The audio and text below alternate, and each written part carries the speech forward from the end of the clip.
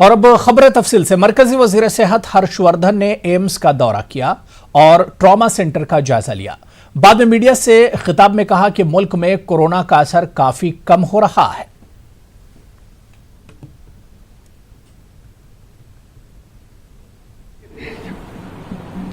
सात दिनों के अंदर शायद 66 डिस्ट्रिक्ट ऐसे हैं जिनमें कोई नया केस नहीं आया। इसी प्रकार से 48 डिस्ट्रिक्ट ऐसे हैं जिनमें पिछले 14 दिनों में कोई नया केस नहीं आया। 32 डिस्ट्रिक्ट ऐसे हैं जिनमें पिछले 21 दिन में कोई नया केस नहीं आया और लगभग 16 डिस्ट्रिक्ट ऐसे हैं जिनमें पिछले 28 दिन से कोई एक नया केस नहीं आया। मोटे तौर पर अगर मैं कहूं तो लगभग 300 हमारे अभी भी disease free non affected districts देश में है और लगभग इतनी ही संख्या वो 297 के करीब डिस्ट्रिक्ट्स हमारे ऐसे हैं जो नॉन हॉटस्पॉट डिस्ट्रिक्ट्स हैं जहां बहुत मामूली नंबर है केसेस का। उधर दिल्ली के वज़ीर आला अरविंद केजरीवाल की प्रेस कॉन्फ्रेंस हुई जिसमें उन्होंने इस बात की निशानदही करते हुए कहा कि डोनर और मरीज के मजहब से कता नज़र प्लाज्मा तरीक़े इलाज किस तरह काम करता है। उन्होंने मजीद कहा कि कल किसी हिंदू मरीज की जिंदगी जो कि संगीन हालत में है किसी मुसलमान के प्लाज्मा की वजह से महफूज हो सकती है या शायद एक हिंदू के प्लाज्मा की वजह से एक मुसलमान मरीज की जिंदगी बच जाएगी। के लोग चाहे वो किसी भी धर्म के हो किसी भी जात के हों, सब लोगों के मन में एक जज्बा है कि मेरी जान बची, अब मैं किस तरह से दूसरों की जान बचा सकता हूं। मेरे मन में एक विचार आ रहा था, मैं सोच रहा था कि कल को अब जब मैं पिछले कुछ दिनों से लोगों को ब्लड डोनेट करने के लिए प्लाज्मा डोनेट करने के लिए इतना हम लोग उनको प्रोत्साहित कर रहे हैं, तो मेरे मन में एक विचार आ रहा था कि कल को कोई पेशेंट मान लीजिए हिंदू है और बहुत सीरियस है, हो सकता है उसको मुसलमान का प्लाज्मा उसकी जान बचाए। मान लीजिए कोई पेशेंट मुसलमान है, बहुत सीरियस है, हो सकता है किसी हिंदू का प्लाज्मा, हिंदू के शरीर का प्लाज्मा उसकी जान बचाए। भगवान ने जब धरती बनाई थी तो उसने तो इंसान बनाए थे। हर इंसान की दो आंखें हैं, एक जैसा शरीर है, लाल रंग का खून है, उसी किस्म का प्लाज्मा है। भगवान ने तो हमारे बीच में कोई दीवार पैदा नहीं की। भगवान ने तो किसी किस्म के ये धर्म वो धर्म हमारे बीच में किसी किस्म की खाई पैदा नहीं की। ये तो सब हम ही लोगों ने की हुई है। कोरोना होता है तो सबको होता है ना, कोरोना तो हिंदू को भी होता है, कोरोना तो मुसलमान को भी होता है। और आपके शरीर का प्लाज्मा जब बचाता है तो वो हिंदू का प्लाज्मा भी दूसरे को बचाता है, मुसलमान का प्लाज्मा भी बचाता है। हिंदू का प्लाज्मा मुसलमान को भी बचाता है, मुसलमान का प्लाज्मा हिंदू को भी बचाता है। तो फिर ये दीवारें हम लोगों ने आपस में क्यों पैदा की हुई हैं? कम से कम ये कोरोना की बीमारी से हम ये सीख तो ले सकते हैं। कश्मीर में 4 कोविड अस्पताल काम कर रहे हैं जिसमें स्किम्स बिमना मेडिकल कॉलेज भी शामिल है। इस अस्पताल में कोरोना पॉजिटिव के ज्यादा मरीज हैं। अस्पताल में किस तरह से काम हो रहा है और मौजूदा हालात में लोगों को क्या करना चाहिए, इन सब बातों पर न्यूज़ 18 उर्दू ने चेस्ट डिजीज शोबे के सरबराह डॉक्टर जावेद मलिक से बात की है। उन्होंने लोगों और खास तौर पर बच्चों और बुजुर्गों को घरों में ही रहने पर जोर दिया है। सुनिए। हमारे साथ मौजूद है डॉक्टर जावेद मलिक साहब जो HOD chest disease schemes medical college Bemina में अभी है और ये वहाँ पे जो बिमना का स्किम्स मेडिकल कॉलेज है कोविड फैसिलिटी करार दिया गया है और वहाँ पे किस तरह के हालात है। हालांकि सबसे ज़्यादा जो पेशेंट्स पॉजिटिव पेशेंट्स हैं यही स्किम्स मेडिकल कॉलेज में ही है। तो इन्हीं सब बातों पे आज हमारे साथ मौजूद है डॉक्टर मलिक साहब, इनसे जानना चाहेंगे। मैक्सिमम पेशेंट जो जम्मू एंड कश्मीर में हैं वो हमारे पास हैं, 113 पेशेंट्स हैं अभी हमारे पास और उसमें से 70% पेशेंट्स हमारे पास मेल्स हैं और 30% फीमेल्स हैं। मैक्सिमम पेशेंट जो हमारे पास हैं उनके पास कंटैक्ट की हिस्ट्री है, जैसे कि कोई फैमिली मेम्बर पॉजिटिव पाया गया तो rest of the family members में जब टेस्ट किया गया तो वो पॉजिटिव आया और कुछ पेशेंट्स ऐसे भी हैं जिनकी हिस्ट्री ट्रैवल हिस्ट्री है आउटसाइड द स्टेट और यूटी से बाहर होके आए और उनके टेस्ट जब कराया गया तो वो पॉजिटिव निकला। और कुछ पेशेंट्स ऐसे भी हैं जो तबलीगी जमात के साथ वाबस्ता थे और फिर बाद में उनको टेस्ट कराया गया और पॉजिटिव निकले। ऑफ ट्रांसमिशन, खैर aerosol method of transmission is also under consideration and people से येस इट इज़ देयर। तो कंटैक्ट मोड में ये होता है कि जैसे किसी बंदे ने एक टच किया हो जो इन्फेक्टेड बंदा हो, वो इन्फेक्टेड बंदा एसिम्प्टोमेटिक भी हो सकता है। यहाँ पे एक कैच है, बंदा इन्फेक्टेड है, सिम्टम्स नहीं है।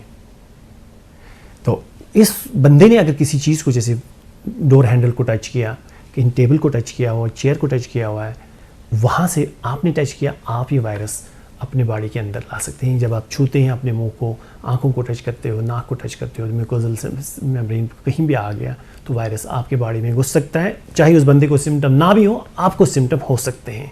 यहाँ पे ये बहुत ज़रूरी है, ये आपको प्रिकॉशन लेनी है अपने लिए, अपने घर वालों के लिए, अपनी सोसाइटी के लिए। That's how you can prevent the disease. No definite treatment available. ये जितना भी अभी चल रहा है वर्ल्ड ओवर वो सारा सपोर्टिव ट्रीटमेंट है, सिम्टोमेटिक एंड सपोर्टिव।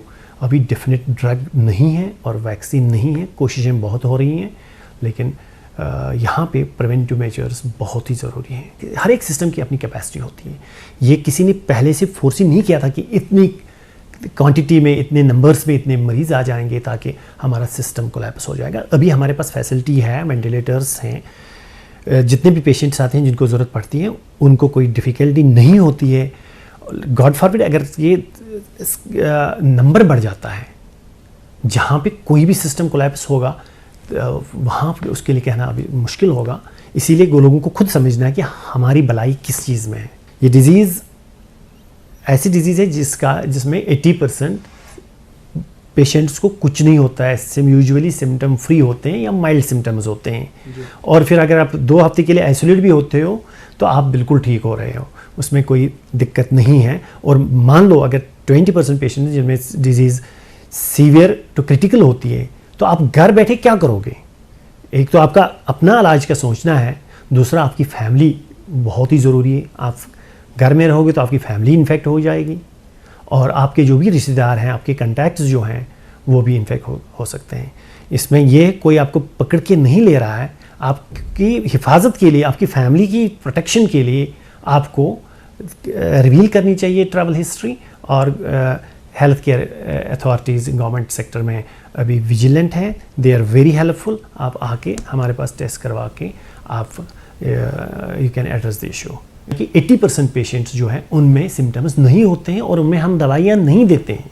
और अगर दवाइयाँ भी देते हैं वो सिम्टोमेटिक देने, जैसे किसी को बुखार हो गया, बुखार के लिए दवाई दी हल्का सा, या कोई किसी को विटामिन सी दिया हमने, विटामिन डी, विटामिन ई, वो सिम्टोमेटिक रहता है। लेकिन जो 20% पेशेंट्स रहते हैं वहाँ पे ट्रीटमेंट शुरू होता है, जिनका ऑक्सीजन पर्टिकुलरली कम होता है, वहाँ ऑक्सीजन दिया जाता है, इन्हेलर्स दिए जाते हैं और हाइड्रोक्सीक्लोरोक्वीन हमारे पास है वो दिया जाता है। और अगर ज़्यादा सीवियर हो तो एजिथ्रोमाइसिन हम ऐड करते हैं। उसके बाद भी अगर फ़र्क नहीं पड़ता है और या सेकेंडरी बैक्टीरियल इन्फेक्शंस होते हैं, पर्टिकुलरली जो हमारे डायबिटिक्स होते हैं, एल्डरली एज ग्रुप होते हैं, या किडनी लिवर डिजीज़ या क्रॉनिक लंग डिजीज़ पेशेंट्स के होते हैं, जिनको on top of those covid infection और कोरोना वायरस की बीमारी होती है, तो उनको हम फिर एंटीबायोटिक्स भी देते हैं। वो केस टू केस बेसिस पे हमें सेलेक्ट करना पड़ता है बेड साइड, किसको क्या चाहिए। चलिए आगे बढ़ेंगे। समाजवादी पार्टी के लीडर अबू आसिम आजमी ने महाराष्ट्र पुलिस और मसाजिद के जिम्मेदारान से अपील की है। उन्होंने कहा है कि हुकूमत की तरफ से अजान पर कोई पाबंदी आयद नहीं है, इसलिए पुलिस इंतजामिया मसाजिद में अजान देने से न रोकें। मैं महाराष्ट्र के तमाम पुलिस अफसरों से ये रिक्वेस्ट करना चाहता हूँ कि कहीं भी मस्जिद में अजान को मत रोकिए। जहाँ जहाँ मस्जिदों में जिस तरह से इस बीमारी आने के पहले सालों से एक लंबे अरसे से जिस तरह से अजानें हो रही थी, उसी तरह से अजान होने का महाराष्ट्र सरकार का पूरा आदेश है। और मैं मस्जिदों के तमाम ट्रस्टियों से, तमाम जिम्मेदारों से ये कहना चाहता हूँ, बराए मेहरबानी मस्जिद को लॉक रखिए। मस्जिद के अंदर बाहर से किसी को नमाज़ पढ़ने के लिए उस वक्त तक मत आने दीजिए जब तक कि कोरोना बीमारी कम ना हो जाए, खत्म हो जाए और सरकार का कोई नया आदेश ना आ जाए।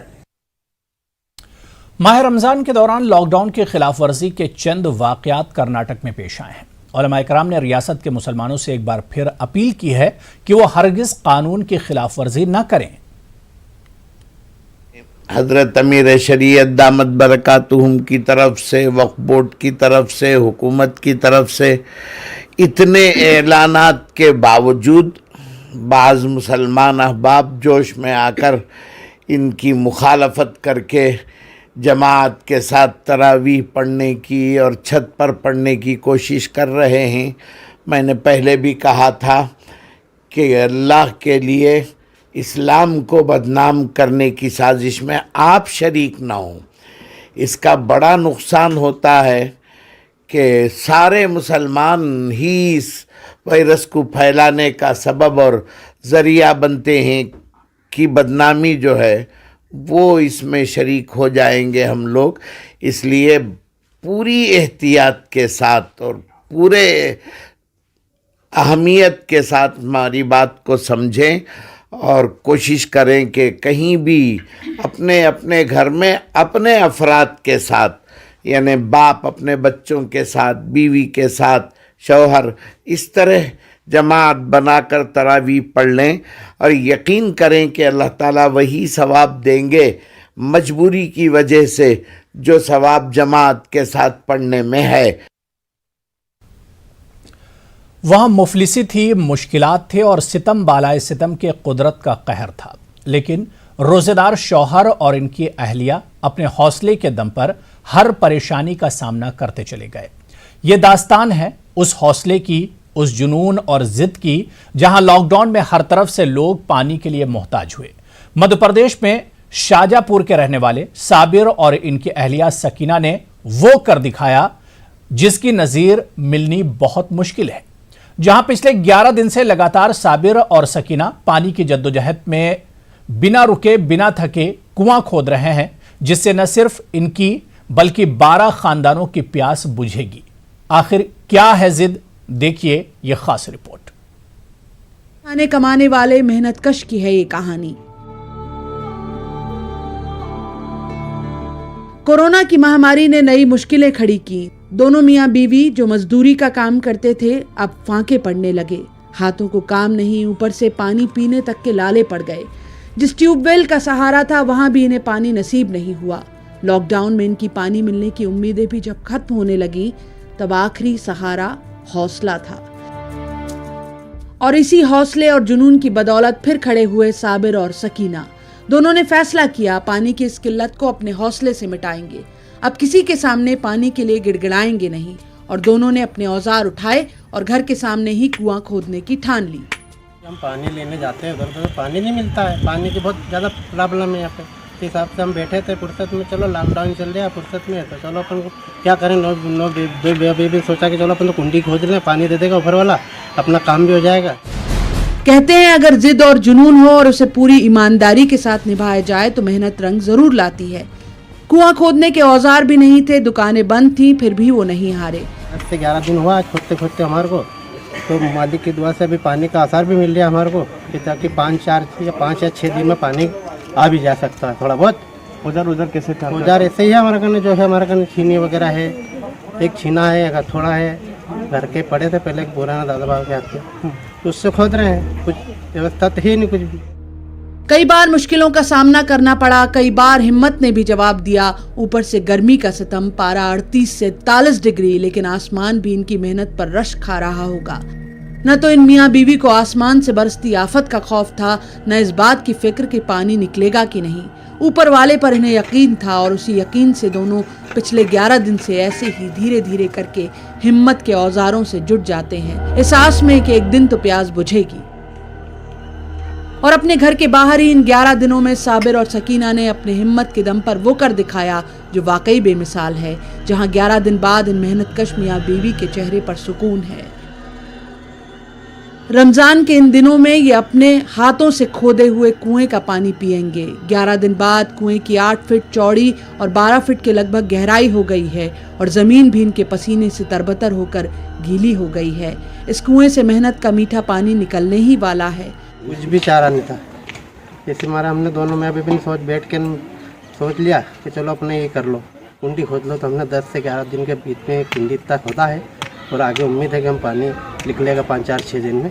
पानी की इस दिक्कत से न सिर्फ साबिर और सकीना को 2-4 होना पड़ता था, बल्कि आसपास के 1 दर्जन से अधिक परिवार भी इसी मुश्किल से गुजर रहे थे। ये कुआं साबिर और सकीना नहीं बल्कि पूरे 12 परिवारों की प्यास मिटाएगा और इस नेक काम के बाद तो लोगों के दिलों से साबिर और सकीना के लिए बस दुआएं ही निकलेंगी।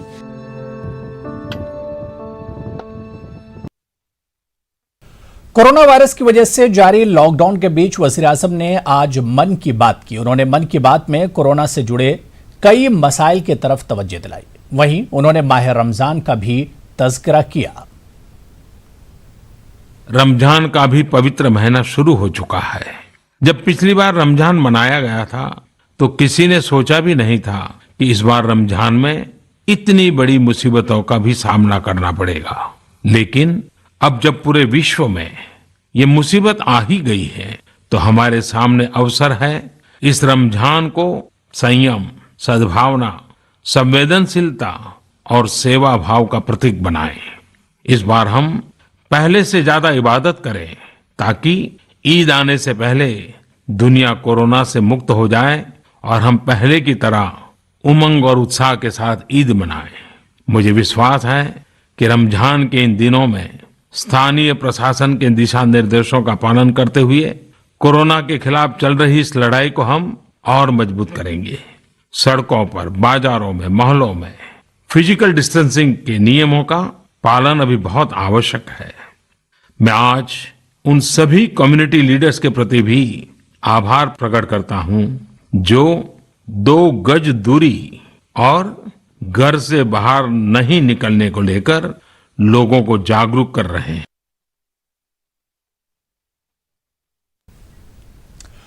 आगे बढ़ेंगे। जमीयत उलमाए हिंद कर्नाटक भी लॉकडाउन के मुतासरीन की मदद में पेश है। लॉकडाउन के साथ रमजान का महीना भी शुरू हो चुका है। जमीयत उलमा ने गरीब खानदानों तक राशन पहुंचाने का सिलसिला शुरू किया है। उलमाए किराम ने कहा कि इस वक्त हर तरफ परेशानी का आलम है। ऐसे में गरीबों और जरूरतमंदों तक इमदाद पहुंचाने के काम में हुकूमत के साथ मिली और समाजी इदारे भी आगे आए। कर्नाटक ने ये कोशिश की है कि ऐसे अफराद के घरों में जाकर ये रमज़ान का किट्स पहुंचा दें। जहाँ जहाँ ये किट्स पहुँचे रोज़ा का एहतमाम, सहरी और अफ्तार का एहतमाम हो जाए। बेंगलोर के दूर दूर के इलाके जैसा है केआरपुरम है, माराथल्ली है, हुडी गेट है, वाइट फील्ड है, यलहंका है, जालड़ी है, पीनिया की तरफ बहुत सारे बाहर से आए हुए काम करने वाले, बाहर से आए हुए मज़दूर तबक़ा जो इस वक्त बहुत मुसीबत और परेशानी में फंसा हुआ है। जमीयत उलमा बेंगलोर उसका अल्हम्दुलिल्लाह दिन रात उन तक सामान ज़रूरियात ज़िंदगी की पहुंचा रहे हैं। तारीखी मक्का मस्जिद और चार मीनार के पास रमज़ान की ज़ाहिरी रौनकें मान पड़ गई हैं। चार मीनार के अतराफ रमज़ान का खुसूसी बाजार नहीं लगा है। चार मीनार मक्का मस्जिद के आसपास का इलाका रमज़ान में सुनसान और वीरान है। मक्का मस्जिद में इफ्तार के लिए सायरन हुई, ताहम मस्जिद के सहन में कुछ सहाफ़ी और पुलिस एहलकार इफ्तार करते दिखाई दिए। लॉकडाउन उलमा की अपील का असर देखा गया। लोगों ने घरों में ही इफ्तार और इबादत की।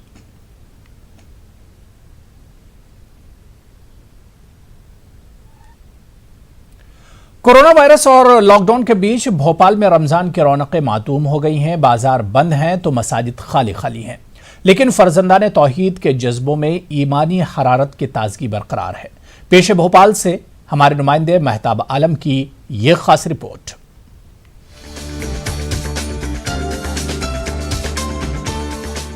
20वीं सदी में ये पहला मौका है जब इंसान तमाम चीजों के होने के बावजूद भी अपनी ख्वाहिशात पर कदगन लगाए बैठा है। मसाजिद हैं लेकिन मसाजिद में इज्तिमाई नमाज अदा नहीं कर सकते। बाजार है लेकिन बाजार खुल नहीं सकते। दोस्त अहबाब मौजूद है, लेकिन इनसे मिल नहीं सकते। ये सब इसलिए क्योंकि कोरोना की वबाई बीमारी ने पूरे आलम इंसानियत पर कहर बर्पा कर रखा है। नवाबों की नगरी भोपाल में जहां माह रमजान की आमद से पहले बाजार सजकर तैयार हो जाया करते थे और चांद रात के बाद बाजारों में ऐसी भीड़ होती थी कि रास्ता चलना मुश्किल हो जाता था, अब न बाजारों में भीड़ है और न मसाजिद में नमाजी। घरों में रहकर इबादत की जा रही है। गर्मी नहीं झेलनी पड़ रही, इनकम की नहीं झेलनी पड़ रही, फैमिली की पैसों की, बस इससे ज़्यादा कुछ नहीं, बाकी सब सेम ही है। तरावियाँ नमाजें सब हमारे घरों में ही हमें अदा करनी है। अब कहीं हम बाहर जा नहीं सकते हैं, खासकर जो जेंट्स होते हैं वो मस्जिदों में तरावी और अपनी नमाजें अदा करते हैं। लेकिन अब लॉकडाउन की वजह से क्योंकि सब कुछ बंद हो गया है तो हमें जो भी करना है सब घरों में ही करना है। लॉकडाउन भी चल रहा है तो इस लॉकडाउन वाले रमज़ानों में हमारी पूरी कोशिश यही है कि हम अपना ज़्यादा से ज़्यादा वक्त इबादतों में दें और अल्लाह से अपने गुनाहों की तौबा करें और अल्लाह को राज़ी कर लें। लॉकडाउन में रोजेदारों की ख्वाहिशें भी महदूद हो गई हैं। घर से बाहर कहीं नहीं जा सकते, तो ऐसे में रोजेदारों के पास कुरान की तिलावत और जिक्र अस्कार के लिए बहुत वक्त होता है। रोजेदार तो लोगों से यही कहते हैं कि आपके घरों में जो कुछ भी है उसी में अपने इफ्तार सहर की तैयारी कीजिए और घरों से बाहर गैर जरूरी तौर पर ना निकलिए। रमज़ान मुबारक। अब सारी इबादतें वगैरह फारिग होने के बाद अब हम लोग आए हैं काम की तरफ और जो कुछ भी घर में है आप लोग उसी का एहतमाम करें। बाहर जाने की ज़रूरत नहीं है। बाहर पुलिस वाले सब अपने लिए इंतज़ार कर रहे हैं बेचारे डंडे लेके। अगर आप आएंगे तो पिटाई होगी, वो इस वजह से अगर आप लोग बाहर निकलोगे तो कोरोना डबल होगा। आजकल तादाद बढ़ती जा रही है कोरोना की। इससे बेहतर है कि आप लोग घरों में रहें, इबादत करें और पुलिस वालों का साथ दें। मेरा मानना यह है कि औरतों के लिए बहुत ज़्यादा कुछ बदलता नहीं है, चाहे लॉकडाउन हो चाहे कुछ हो, बस थोड़ी सी मुश्किलात बढ़ जाती हैं। जैसे पहले जो चीज़ें मार्केट से अवेलेबल होती थी अब वो भी उन्हें ख़ुद ही तैयार करना होंगी बच्चों की और फैमिली की डिमांड्स पे। रहा सवाल आदमियों के लिए, तो उनके लिए थोड़ा सा आसान हो गया है।